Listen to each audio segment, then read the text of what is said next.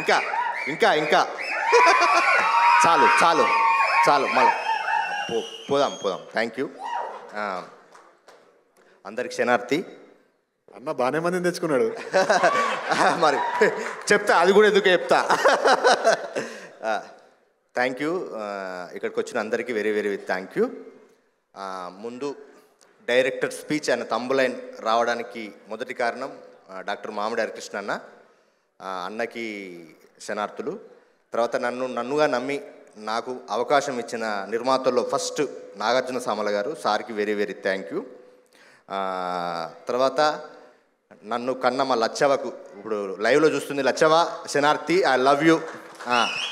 నన్ను కన్న మా లచ్చవకు, తన ఎద మీద నా యవ్వనాన్ని మూసిన నా సింగరేణి తల్లికి, నాకు పోరాటం నేర్పిన తెలంగాణ తల్లికి, నాకు కొంత సోయినిచ్చిన భారతమాతకి నమస్కారం చెప్తున్నాను.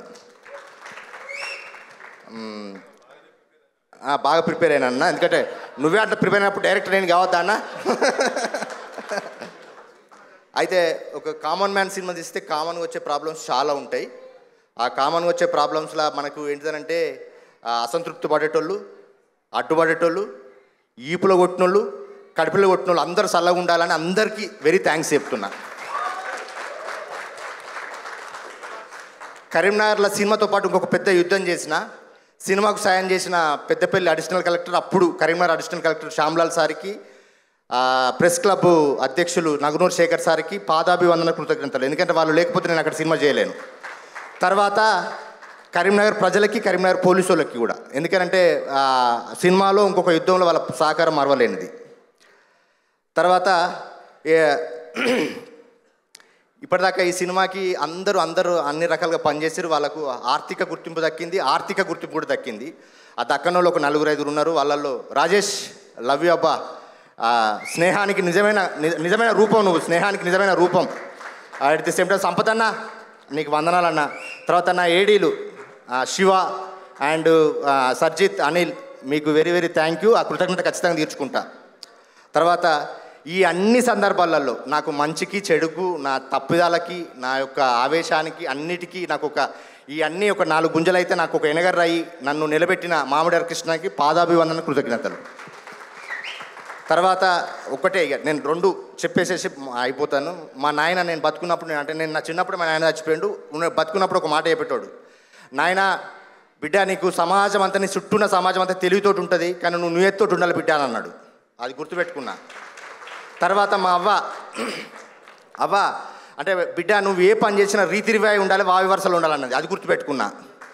నాకు ఇంకో తల్లి ఉన్నది ఇక్కడనే, నా భాగ్యవ్వ, చిన్ను నువ్వు సినిమాలు తీస్తే నా ట్యూషన్ పిల్లలు చూస్తారు, అది చూసుకొని జాగ్రత్త ఇది అని అన్నది. అది గుర్తుపెట్టుకున్నా.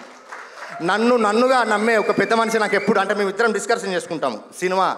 సినిమా అని అంటే ఒక పెద్ద మాధ్యమం, సినిమా అంటే ఒక పెద్ద ఆర్ట్ ఫాము, సినిమా అంటే ఒక బాధ్యత గలది, at the same time cinema అంటే ఒక వ్యాపారం అన్నాడు. అది గుర్తుపెట్టుకొని ఈ చరిత్రలు వర్తిస్తే సినిమా చూసిన ఈ 4 అంశాలు చరిత్రలు వర్తిస్తే సినిమాలు ఉంటాయి. అంటే ఎక్కువసేపు మాట్లాడితే భయం అవుతుంది. ఇక ఒకటే లాస్ట్కి ఒకటి చెప్పేసేసి క్లోజ్ చేస్తాను.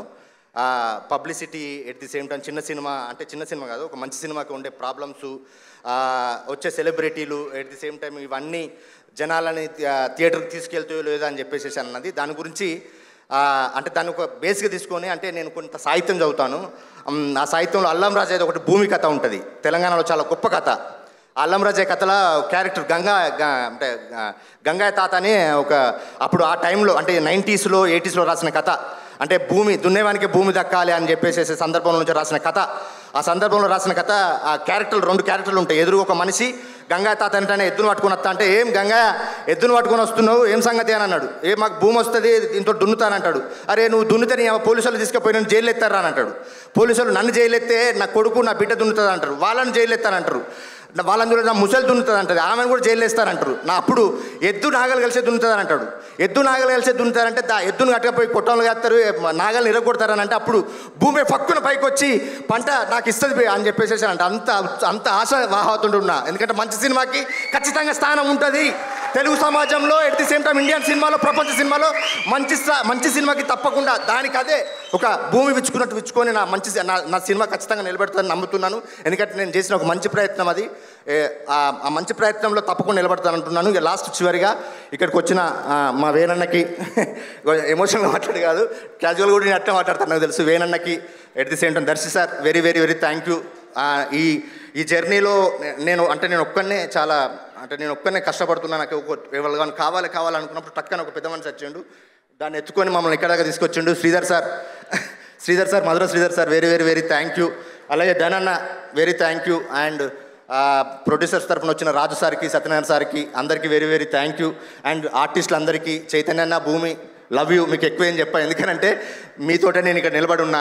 అట్నే నా కోసం వచ్చిన అందరికీ చాలా చాలా వెరీ థ్యాంక్ యూ.